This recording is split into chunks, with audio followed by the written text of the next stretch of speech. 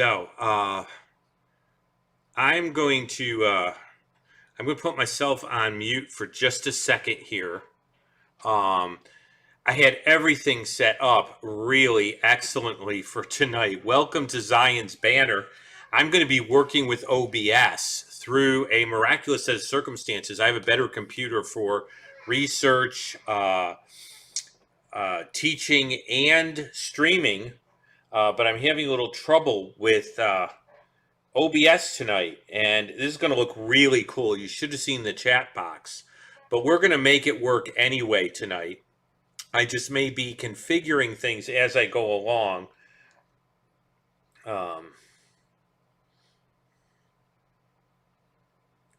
So I'm just typing my son.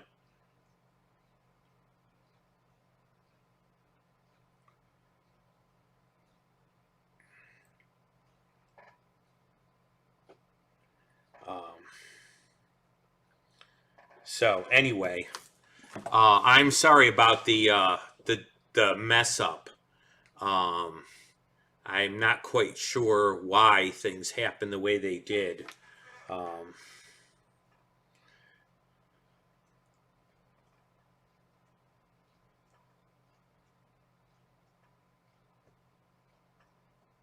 So I'm just typing a quick tech message to my son, see if he actually gets it.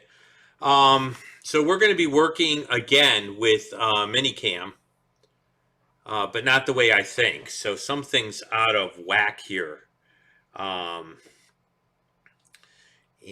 So we're going to get started tonight. Again, this was so cool. The chat box looked great. Everything looked wonderful. I had found ways to do some things, but for some reason, things just did not want to work the way I wanted them to. And this is an important message. And so I'm doubly sorry about that. There's probably going to be some working that I have to do. Yes, I am very excited about tomorrow. The URL is up there. I will be at Adherent Apologetics tomorrow. And I trust that will work a little better than tonight actually ended up starting out. So we're going to get a start on. I'm going to need to do a little configuring here. But I'm really excited about the changes that are coming. So if you're tuning in, we're going to be on OBS, and there's going to be some real cool things I can do with this computer. I just can't do them tonight. And so I'm not quite sure. It will take a little bit of research on my part, so we will be back on Minicam tomorrow and working with that, and then I will have everything all okay to come up shortly. It's just one of those things you got to deal with. Now, I was told that I talked too much about some other things, and somebody wanted me to stay more on task, so I want to do that this evening. I'm going to go ahead and I'm going to bring up our PowerPoint. You're going to be able to see me literally do that. Isn't that interesting? So you'll learn more about how that works. And then I will bring up the chat box shortly also. But this should end up working a little bit better. Actually, it looks a little better. So I trust it will work a little better. And we're going to be talking about an objection that you, there we go. And now I'm seeing what you're seeing. We're going to talk about kind of an interesting thing. One of the things that, and I even did a blog on this, one of the things that is a real part of me as far as apologetics is that I get a lot of good practice with my unsaved Jewish relatives. And so, you know how Dragnet says, in order to protect the innocent, the names have been withheld? Well, in order to protect the guilty, the names have been withheld. And so I'm not going to tell you which Jewish relative, but one of his big qualms is the problem of evil, or what we call theodicy. And so in a somewhat intense conversation with him recently, I went back and forth, and really the problem of evil is a real, it resonates with me. It's very important to me. It's an area of apologetics I really like. And so we're going to deal with that. I'm going to deal with some of the things I shared with him, and we're going to go ahead and we're going to get into theodicy, and then I'll pull back to the chat box and trust that that will come into being and work okay, and we can get this show on the road. So if you're tuning in, things are going to be a little rocky tonight. Bear with me. If you're new to the station, this is not usually the way things go. We're making some incredible changes that will make things better, but we have to get there, and any change has its bumps. So, theodicy and the objections of a Jewish man. Oh, you just learned something. It was one of my male relatives that had a problem with it. And so we're going to deal with his objections. Now, this is his favorite objection. Why would God, if he's good and all-powerful, allow the Holocaust to happen? This is a hot topic. By the way, you'll get this with secular Jews, and you even get this with some religious Jews. And so this is a big, big deal.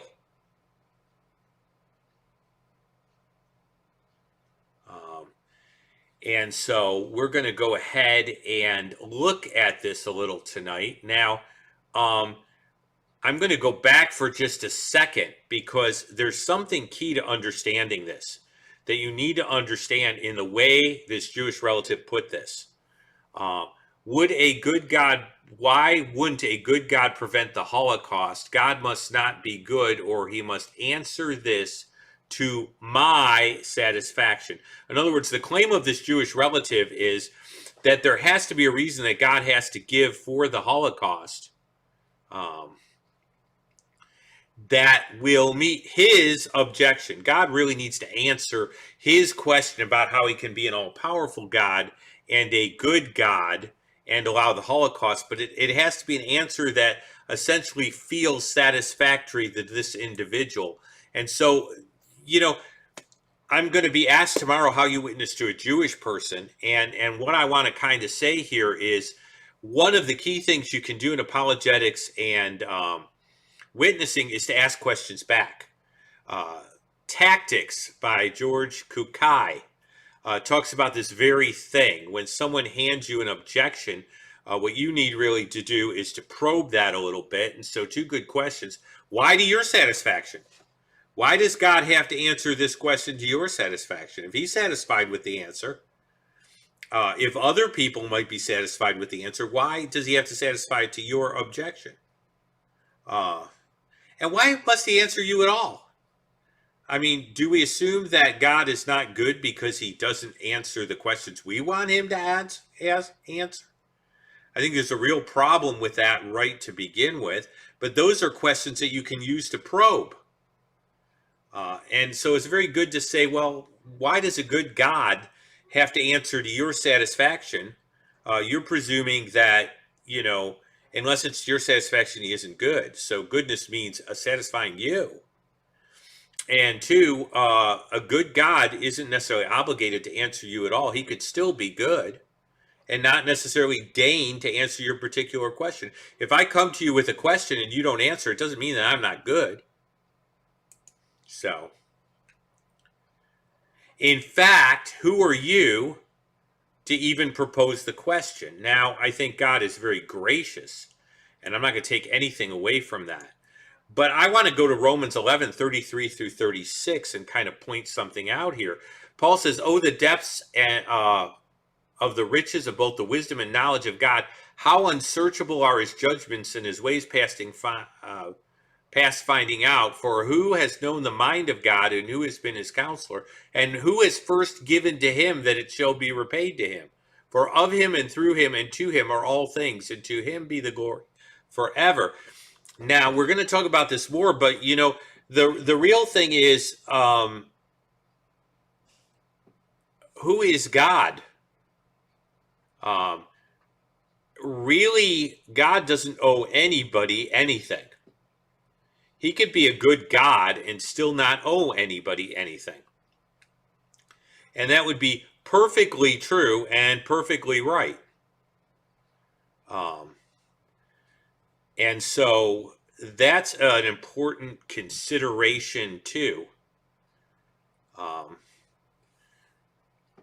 and so you're kind of presuming something here, that you really are on an equal playing field, that when God has to answer your question, because essentially you're his equal.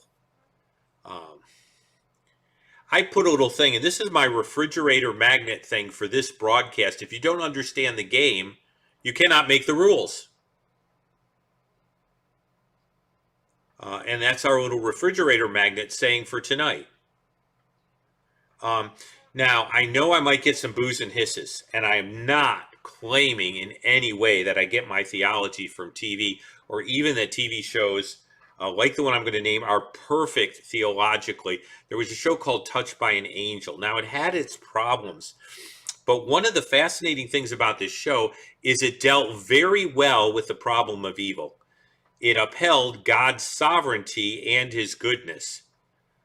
There were other problems with the show, especially as it went on. But I want to say to you that there were a few episodes, particularly dealing with a Jewish man. At least 2 episodes dealt with a Jewish man and this particular problem.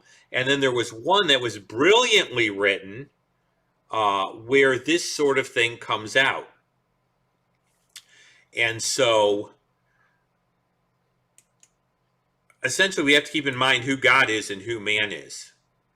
Now, one of the things you could do with a Jewish person, and particularly with this Jewish relative, because he's very big on the 10 Commandments, particularly certain of the 10 Commandments, not like all of them equally, but he likes to say that only the 10 Commandments were really given by God. The rest of the Torah wasn't given by God. Only the 10 Commandments were really given by God.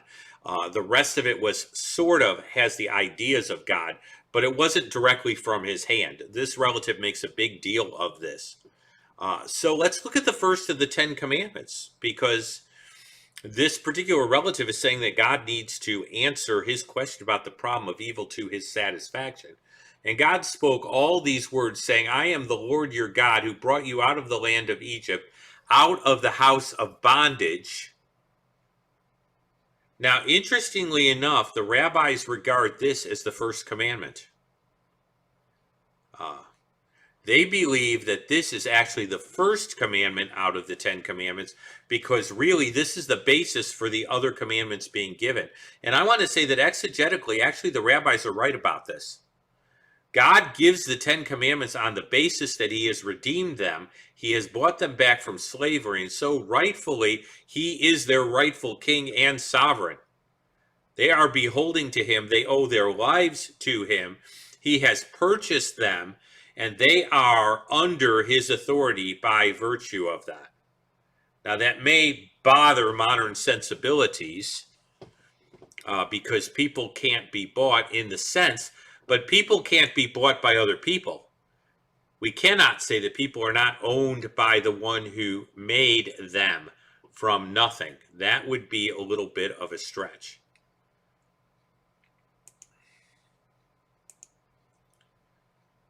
And so the greatest commandment, if you want to go with the 10, if you want to make the argument that this relative made, you would have to say that there can't be any other gods, that God is solely God, completely God, and there are no other gods. And the first commandment, you shall have no other gods before me, would include me.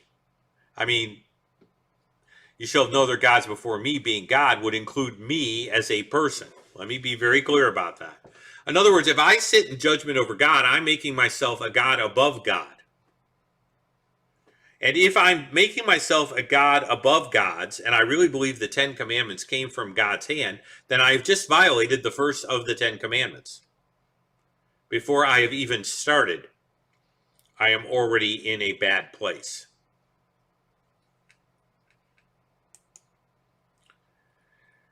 Let's talk about one of the best defenses I've heard as far as theodicy.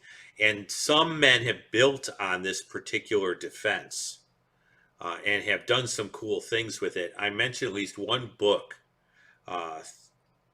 that was done a while back ago. And I have the book cover in my head.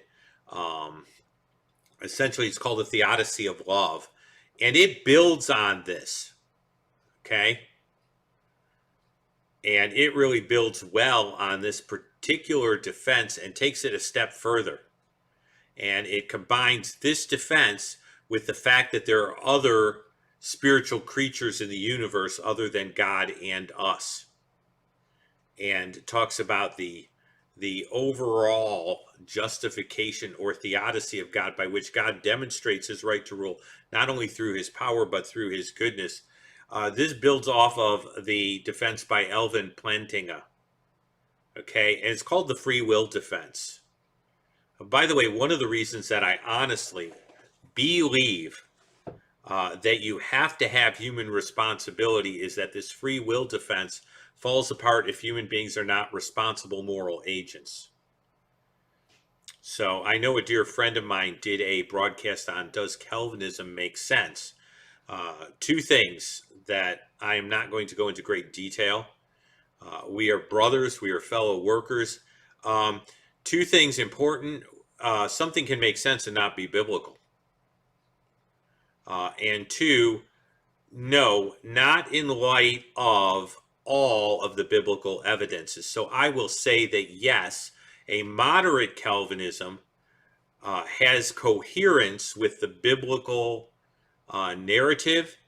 It has coherence with the theology of the Bible, but I would say that a hard Calvinism really doesn't. It just becomes another form of determinism.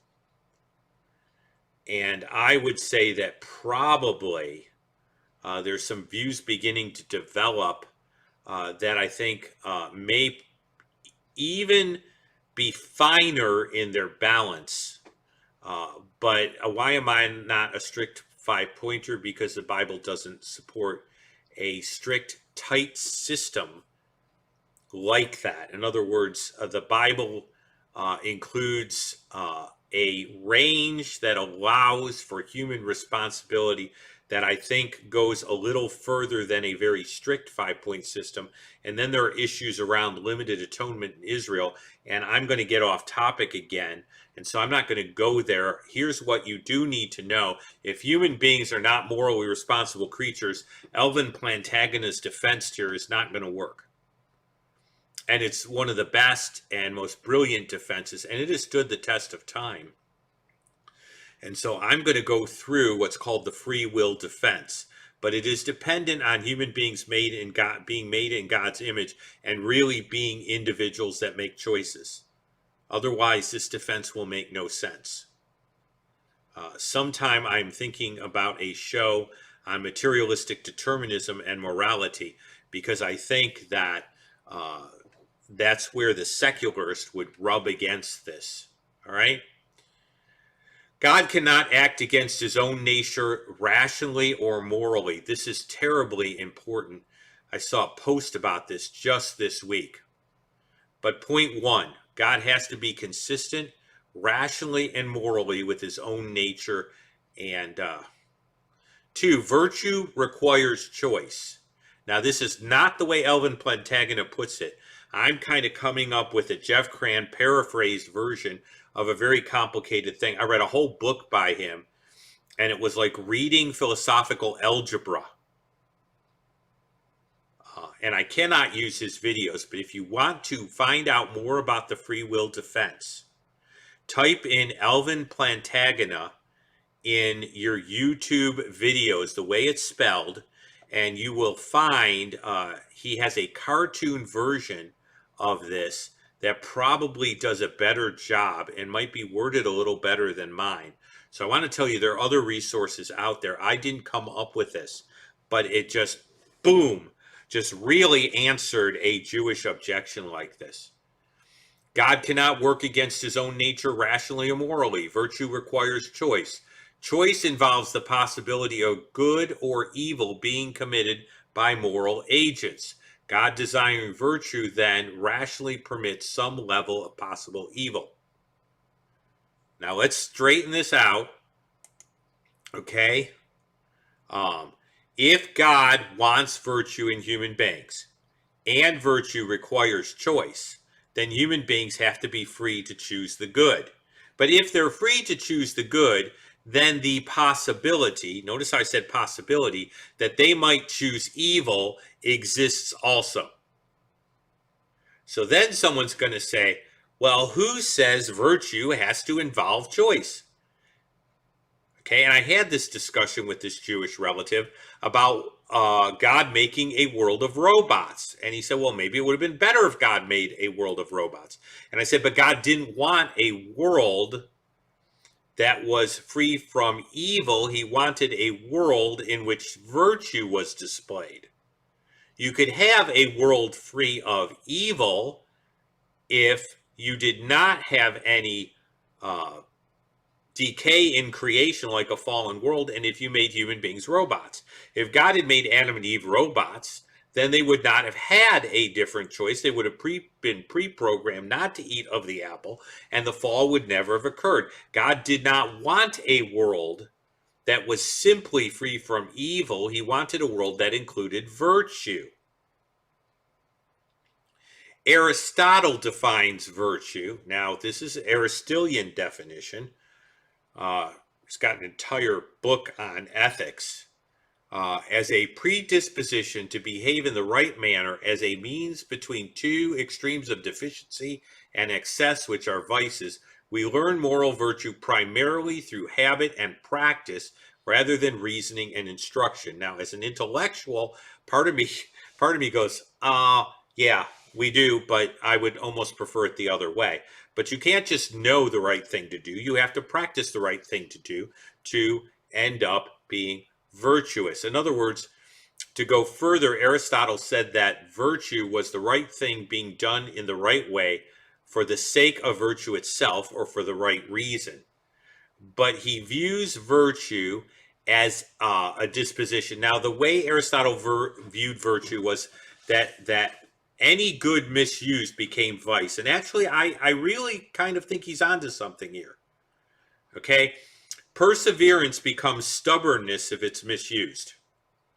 A lack of any will becomes passivity. So the extremes for Aristotle would be stubbornness and passivity. Okay? And perseverance would be in the middle of those. And I firmly believe that any virtue misused becomes a vice, that our greatest strengths are also our greatest weaknesses when our sin nature misuses them. Which, by the way, says a lot about sanctification, because God doesn't have to get rid of our strengths to make us virtuous. He removes their misuse. That's another story, and I don't want to get too far off track, but you have to understand that Aristotle views virtue as a practice, as a habit. And that's going to be important for our definition of why virtue would seem to indicate that an act of the will must be involved. If virtue involves practice and habit, or actually if virtue involves practice and habit is the basis of practice, it follows that if habit involves repeated volitional action, then it is right to infer that habit, which makes up virtue, must involve choice. Let me break that down for you because it's really pretty good at getting to the heart of the issue. But let me break this down a little for you.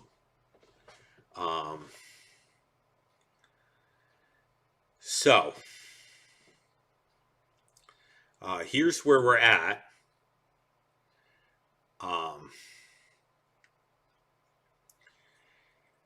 For me to habitually do something, I have to do that thing more than once. For me to do it more than once, I have to choose it several times. For me to choose it several times means I have to exercise choice.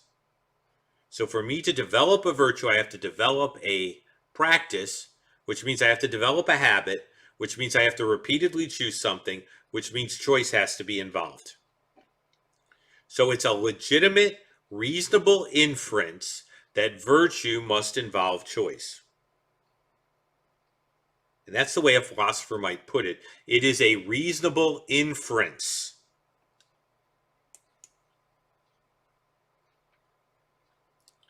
Well, why not just create a world where there are only good choices? Okay? Because if I created a world in which there were only good choices and there were no possibility of any bad choices, then those choices wouldn't be choices. Now, here's where I get a little, I'm going to have a few guys that are into strict complementarianism want to chide me. Okay? Let's say what I'm not saying. I am not saying there permanently needs to be evil for there to be good. That's dualism. What I am saying is that God created the initial conditions so that no test was ever given, then there would be no confirmed virtue or righteousness. Okay? If God made a world in which the possibility of evil choices did not exist at the beginning, then man could never have had a legitimate choice. Now, that's not true of today because we are made in the image of Adam. Adam already made a choice, and we inherit a human nature. And we inherit a human nature from Adam after the fall. You'll notice that Adam and Eve had no children prior to the fall recorded. I think that's kind of deliberate. All right? For human beings to freely choose the good, they must be choosing from something, at least at the initial conditions. And we would say that man initially started with a free choice untainted by sin before he fell. All right? Now, this gets back to a famous thing that atheists love to do. Can God make a stone so big he can't lift it? This is what came up on Facebook. And C.S. Lewis said God can't do that which is stupid and which no human being, if he could do it, would do it. He didn't say it quite like that. He said it with a nicer British accent and a far better British vocabulary and more eloquently, but the idea was God's not that dumb. All right? And I've gotten this argument on the street from atheists. The dilemma is based on the idea that something can be ontologically true but for God, but inconsistent with rationality. In other words, they're arguing the rationality of having a stone so big that God can't lift it with the ontological possibility. Okay? God has restricted himself to act in ways actually, I should say restricted. God only operates in ways consistent with his own nature. So it is not a problem of his ability ontologically in his person. It is the fact that he is consistent with his person. That means that no, God cannot make a stone so big he can't lift it. Now, why does this become important? God is the author of rationality, and he is consistent with himself, so he will not do acts that are irrational. So can God create a world in which there is virtue which involves choice, even though there's no choice? And that's essentially what you're asking God to do. You're asking God to create an irrational world by which only good choices can be chosen, even though that wouldn't be volitionally choosing those good choices. Okay? It's like saying, I want a world in which some Farrah Fawcett Majors only is interested in me volitionally, even though the world was created so she could only be interested in me. It becomes an irrational sort of thing. For the virtue to exist, choice must be made. For choice to be made, the potentiality that an evil choice could be made. Put it in the freezer. Okay. My wife just came in with a treat. Okay, I'm doing a sidebar for just a second.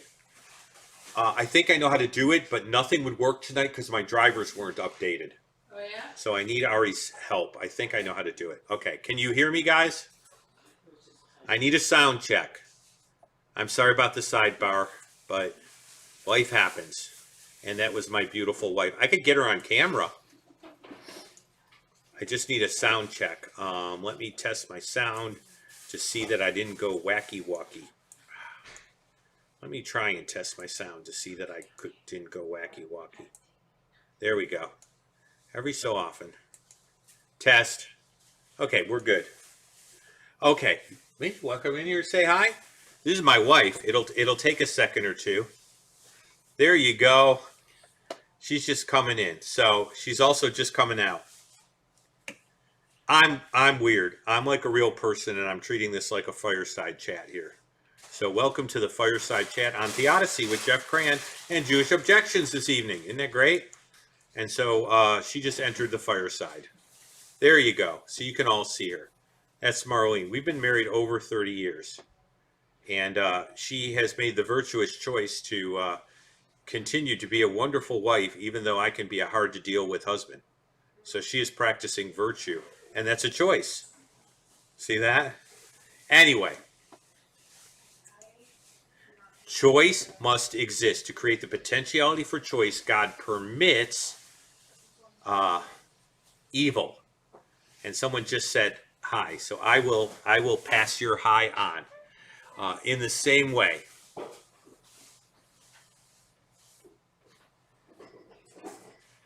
Definitely. You guys are such a great community because I can do that. I can be a little informal with you. I hope other people are watching this will appreciate.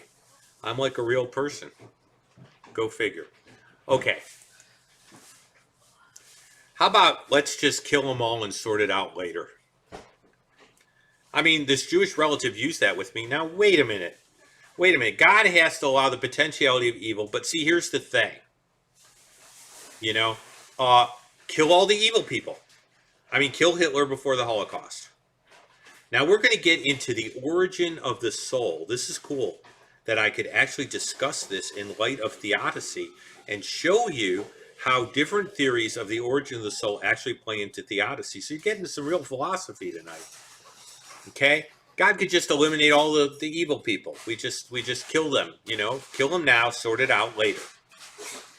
But there's some problems with that too. So let's talk about the three views, and it says two views because I don't really think pre-existence is a very good view. Okay? But pre-existence got listed, even though there are two views, because we're gonna wipe pre-existence right off the map, right to begin with. Okay? But this is for folks that say, what about pre-existence? Okay, pre-existence is down on the slide.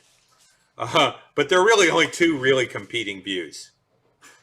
And I said there are three views, okay, related to the origin of the soul, and at least one of them has ramifications for this question. All right? One of them we should probably just throw in the garbage can to begin with. All right? But it's listed for the purposes of being intellectually honest. So if you download, you can correct that slide, and you can make it as honest in the title as it is in the slide. But I want to be honest about it. Let's talk about these three views.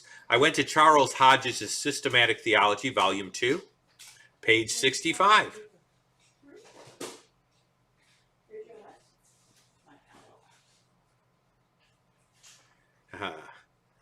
Somebody chimed in. I want to go back to that if I can get the chat box up. It'll be interesting to see. Well,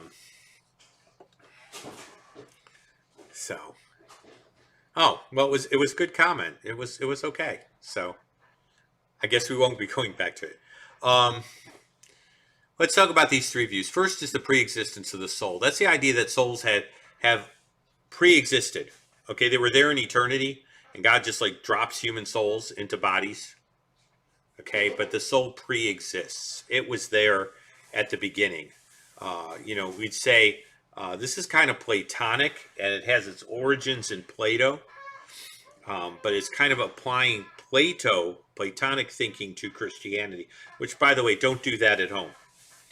But it's the idea that souls were in the mind of God, or they were. Plato talked about the perfect, which is the real thing, and then in his analogy called the cave, and then the things we see are imperfect. Okay, models or pictures or emanations of the perfect, and all the perfects, the essences of things already exist, and you apply this to the soul, and the soul's essence in some way exists, and then ends up getting dropped in. Second is that of traduction or traductionism. That's the doctrine that the soul of the child is derived, okay, through the act of procreation. Now, Hodges says through the soul of the parent. I've never heard it put exactly that way, but the idea is that souls are generated with God overseeing the process, okay? Overseeing the process. So he's still in charge, he's still creating, but he's indirectly creating the soul through the way that human beings are derived.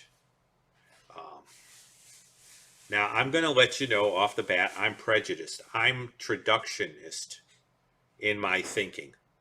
I lean towards it. There's some features of it that really fit Hebraic thinking, and they really fit corporate solidarity, which is a concept I see in the Bible, and they fit the genealogies in the Bible, and then they fit the issue of the imputation of sin and how sin is imputed, and the virgin birth. So I think there's much to contend traductionism, and I've often thought about a show just kind of talking about this in greater detail.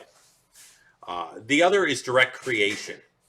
Now, this is the idea that God does create souls. He creates them in heaven, and then he drops them into the baby at the moment of conception. Okay, direct creation.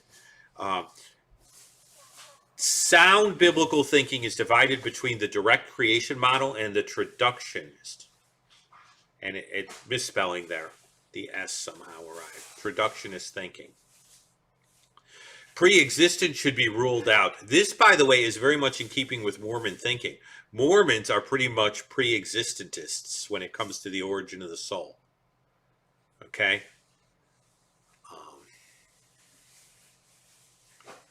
So that's kind of direct creation, is that God makes the soul in heaven and drops it into the baby. So he's the direct author of each soul. That sounds real good, but he does not use pre-existing material or the act of procreation at all. All right. And then you have by the way, yes, a few of the church fathers did lean towards this view because they were very steeped in Greek theology. They were not steeped in Hebraic thinking. It's one of the reasons they had a problem with their Old Testament, because Greek thinking is very useful, but the Bible is not written, your Old Testament, with Greek thought in mind. And so they leaned towards this, and they did get in trouble for it. So the person who mentioned that, you're right. Corinth, you're absolutely right. That view has real problems. That's why I rule it out. If someone said they were pre-existent, I'd say, there are major theological problems with this position. Let's just take this off the table. There are objections to traductionism, but I think there's more that commends it. And so I'm not going to go there. Now, why do I spend time with this? This is where it gets cool, guys. If you're just tuning in and you've been wondering about this, it's like go back, listen to this part, and then go forward to this part. And by the way, there is like a way to create time markers, but I don't know how to do that yet, okay? J.P. Moreland was a guy I sat under. What a character. Great man. He was named one of the 20th century's most influential philosophers. And he asserted that God must weigh genealogical lines as well as individuals in his plan. This would be very true under traductionism. See, to get a King David, you would have to have the sequence of King David's ancestors to build a King David under traductionism.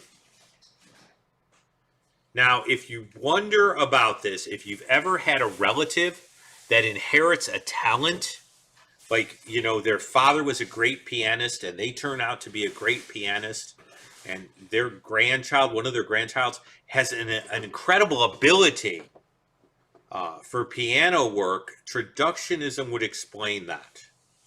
Because it would say that certain non-physical characteristics can be transmitted. Now, what J.P. Moreland is saying is that it's not just you, but you're connected to your ancestors, and your ancestors are connected to you. And that's Hebraic thinking. It's very Hebraic. All right? I'm not going to take you to Hebrews 7, but it talks about Levi being in Abraham's loins when Abraham paid a tithe to Melchizedek.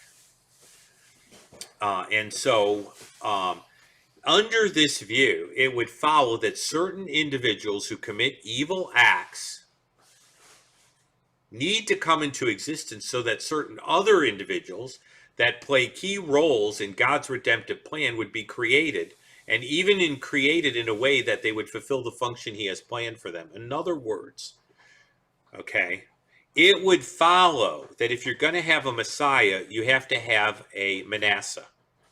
Manasseh was an evil king of Israel. But he was in the royal line of succession, so you would have to have a Manasseh or an Ahab. I'm trying to think. I can name another king of Israel that didn't do very well, okay? But we'll just stick with Manasseh. You would have to have a Manasseh to have a Messiah. Because you have to have Manasseh who is not going to be so perfect and commit some evil acts in order to have the Davidic line continue in such a way that you would end up with a son of David. And so J.P. Moreland made this comment, and it was just so brilliant to me. It explains so much to me that God is weighing not just individuals, but actually whole lines in his plan.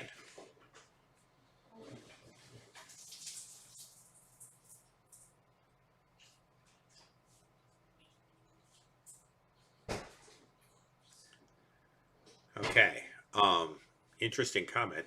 So, and that would mean that if you just killed off all the evil people, the descendants who might do some great good would never arise, or would serve some key purpose, would never arise the way they're supposed to. All right? The other thing I brought up with this Jewish relative was the necessity of tragedy towards a greater good. Now, I used an example, and he even admitted to the example. I said, well, let's take the example of the Civil War. How many people died during the Civil War?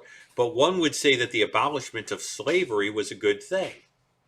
Therefore, a tragedy, brother against brother, and a lot of bloodshedding in the United States was necessary for slavery to be abolished in the United States. Would you then argue that the tragedy was not worth the abolishment of slavery? Okay.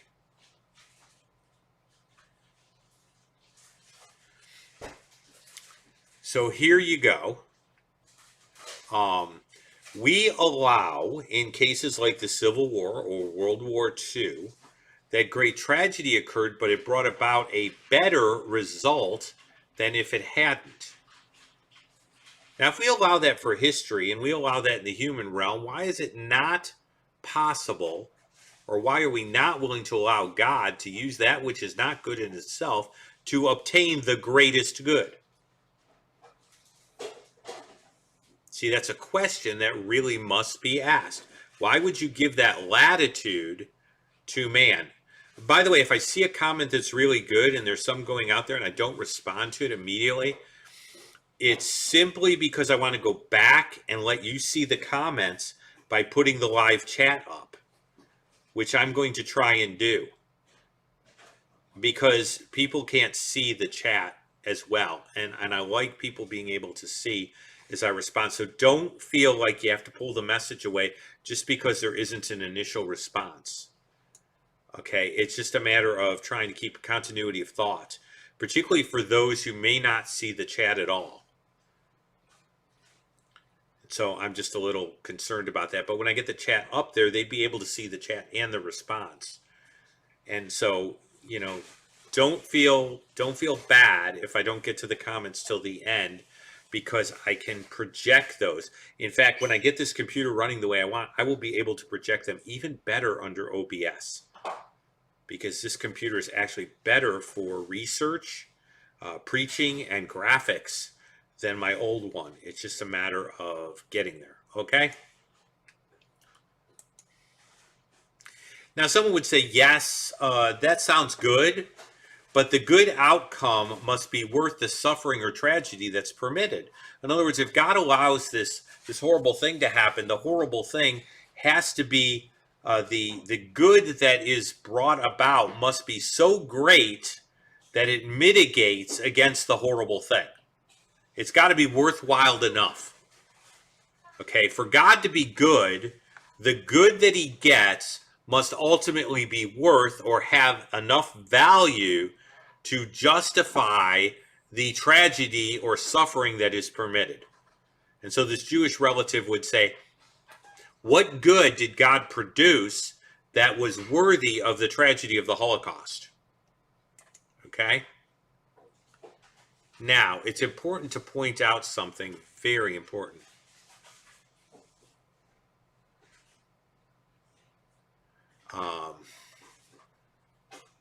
And keep the comment, there's a comment up there, be worth going back to and letting people see. But it's important to understand something, okay? The greatest good that God could ever obtain is the redemption of humankind and the universe. See, let's put this in a proper scale. All right? Let's put this in a proper scale. Okay, on one hand, you have the redemption of humankind and the restoration of the universe. And on the other hand, you have whatever evils are permitted. Okay? And I would argue that it's important to point out that what God is seeking is the restoration of humankind and the entire universe, and that is the greatest good. So if I put that on one end of the scale, you can have a hard time making the other end of the scale heavy enough to offset that. Now, why did I say the entire universe? Because I want to say, come on. Jesus' death, you really mean to tell me that there's that much at stake? For creation was subject to futility, not willing, but because of him who subjected it, in hope, because the creation itself will also be delivered from the bondage of corruption into the glorious liberty of the children of God. We know that the whole creation groans and labors with birth pangs together until now. Now, what is Paul saying? Paul is saying that the death of Jesus, the God-man, not only redeems humankind, but the creation itself and its restoration is tied to the restoration of humankind. In other words, God has designed it so that the restoration of creation is tied to the liberation of humankind from sin. Now, doesn't that make sense? I mean, the creation was wrecked. Death came into the world through one man and spread to all men because all sinned. Romans 8. And so it makes sense that what we're talking about is an incredible good. And that's what I'm getting at. You must establish the incredible goodness of Jesus' death and the bringing of his kingdom and the restoration of humanity and creation under his rule, a new heavens and new earth. The other thing we need to understand, and this is something that it really gets the heart of it, because all these intellectual answers aren't going to really help someone who's hurting. If someone lost their child, and actually we had our, it's not that big a thing, but our dog died this week, and she was suffering a lot, and so This was the kinder stroke, actually. But let me put it this way. God suffers with his creation. Now, I think this is highly significant. If someone loses a child, I don't go up to them and say, well, a greater good will be achieved in the glorious plan of God through your child's death. I'd be an insensitive jerk. Okay, that's not what that person needs. What I want to sit with them and say, I can't understand what you're going through. I'm not even going to tell you I can, because that wouldn't be honest on my part. I can't understand what you're going through. But God, who has suffered with his creation, that became a man and dwelt among us, and tasted of death, and a horrible death at that, for nothing that he had done at all, but for us, can understand your pain. He can understand your pain, and he can enter into your pain with you and bring you comfort. See, I think that's a gospel answer. Now, that's a harder answer with this relative. But I did point out, if God came and suffered in his creation, then you have an incredible thing that you can say. And this is where Ravi Zacharias used to camp out. Okay? The capacity of God to enter into your pain and understand it is there because he has already entered into the suffering of his creation. How could you say to a God who is willing to come and experience limitation and suffering and death in order to help us that he isn't a good and loving God?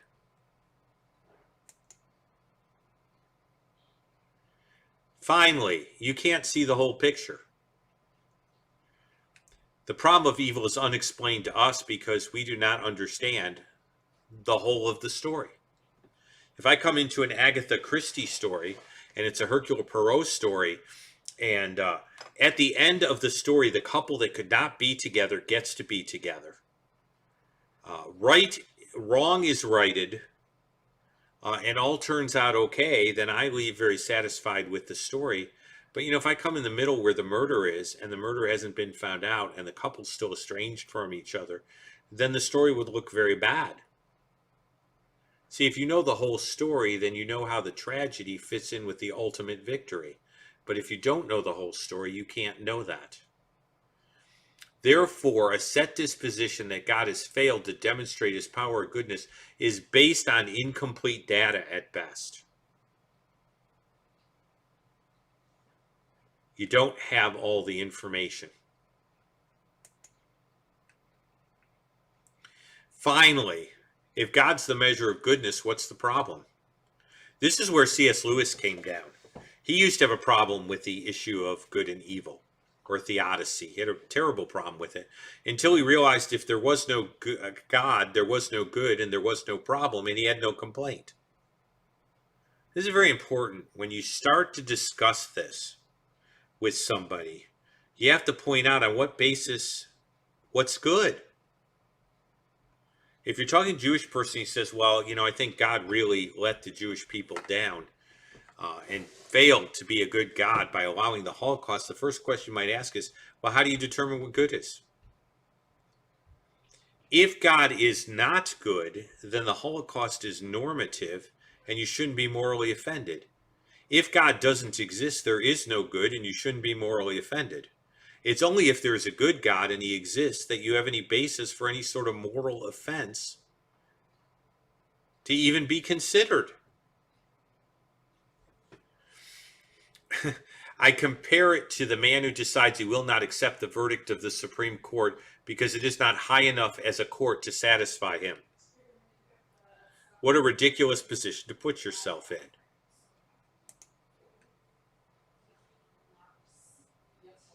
God's previous demonstration of goodness towards Israel demonstrates his goodness towards the Jewish people despite the Holocaust. Now, I thought about doing an entire show and talking about Israel's privileges and Israel's election and how that demonstrates his love and goodness and how his dealings with them do. and talk about theodicy in Israel. And I'm really thinking about doing that as a follow-up show because I think it's a really good point to make with Jewish people. Okay? Has God shown enough kindness and goodness towards Israel in the past so that despite the Holocaust, the Jewish person should trust in his goodness? I would argue, historically, given the sacred record, the answer is yes. But I'm arguing that without presenting any evidence. In the next show, if I do a follow-up show or I do a show like that later, I could go ahead and present all that evidence.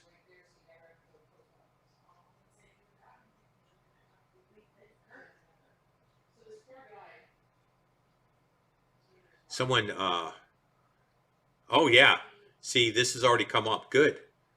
So I'm going to ask a question. Corinth can chime in. Does she think a follow-up show is worthwhile? And you guys have the right to chime in, and please do before the show's over. I'd like that feedback. Okay. And so again, Jesus's crucifixion and sacrifice for us becomes the ultimate answer to good and evil.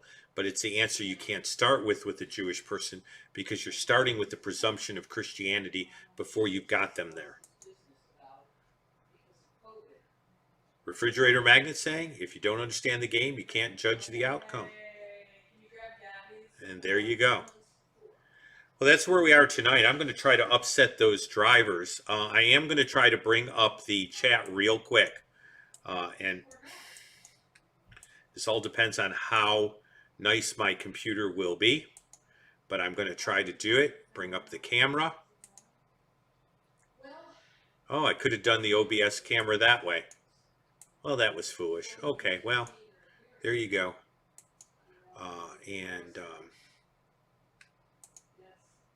I'm going to try to bring up another layer. Okay.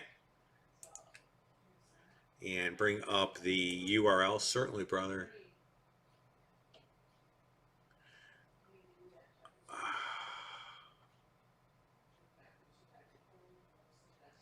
Well, guys, it's telling me I need to download something to do this. So let's see if it downloads.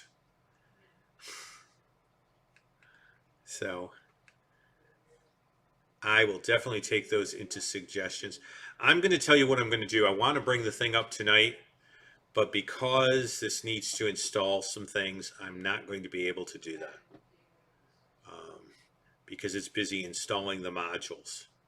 So I'm going to have an interesting time on it because apparently it's just not doing what it should do. So I'm going to call it a night and see if I can configure this. I'm thrilled for the back. Yeah, however, I do want to say this one thing. Okay. What I want to say is this. I want to say this computer is going to be incredible for what I do. And my wife got it. She put money aside for her computer for the price of her computer. By the grace of God, she got her computer and this computer. It's infinitely faster. It has its own dedicated video card. It's really going to be better for this. Okay. I might be able to actually do it, folks. Okay. Well, you know, I'm not going to do it tonight because this has got a set. So that's where we're going to leave it for tonight. Let me look through here. And we should be back up. It looked dynamite when I did it this afternoon. We will get this running. You will see that there'll be some improvements in the program when we have this all together. But it's just getting it going. So I'm sorry about anyone watching. It's just going to get better. It's going to get better. So please tune in again. So hang in there. Don't drop off if you're a subscriber. Please hang out there. We are going to improve this. But don't ditch me. Hang in there. Okay, well, I'm going to call it a night and get some things going.